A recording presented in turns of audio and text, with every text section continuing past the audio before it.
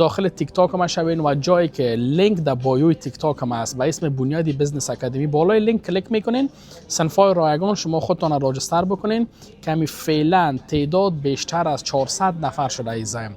یعنی ما گنجایش 400 نفر در یک زمان درسی نداریم، چون این باز میای کاتگوری میشه، دسته‌بندی میشه صنفایتان.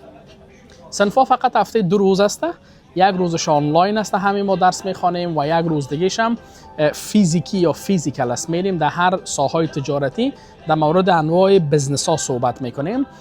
یک مثال بسیار خوب براتون میتونم، میریم در مورد رستوران ها، گروسری شاپ ها یا خوراک فروشی ها، خشکشویی، یعنی در عموم در مورد صحبت میکنیم که چه نوع لایسنس های اینا ضرورت دارن، طی مراحل کاری از اینا چقدر وقت است و چه نوع کارمند اینجا شما نیاز دارین، برندینگتون چی رقم باید باشه، اسمتون باید چی رقم انتخاب بکنین، لایسنس هایتون چی رقم باید راجستر بکنین. تمام از اینا من رایگان برای شما درس میتم تا عزیزم در صنفای رایگان.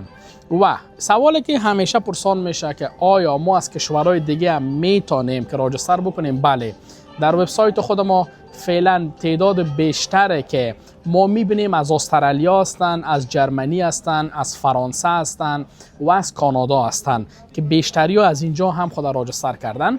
هیچ ما مشکل نداریم، حداقل از صنفای آنلاین شما میتونین بهره مند شوین و صنفای فیزیکی که است باز فیزیکی را میمونیم بروی در افغانا عزیزای ما که در انگلستان زندگی میکنن. این صنفا مربوط از اینا میشه و بعدا ما ویدیو دیگه هم براتون میمونم که بخیر رفتیم. کتاب که تایید شد، بعد از اون نسخه اولش قرار است که چاپ شوه و چاپ نسخه اول هم که اگر چاپ شوه از خود برلین چاپ میکنیم نسخه اولش. همین که استاد ما کانفرمش کرد پیش کسی که ما درس خواندیم اینجا، البته همین که اونا تاییدش کردن که بله کدام نقص و نواقص نداره، بخیر چی میکنیم؟ شروعش میکنیم. بخیر تعداد محدود است، خودتان را سر بکنین عزیزم.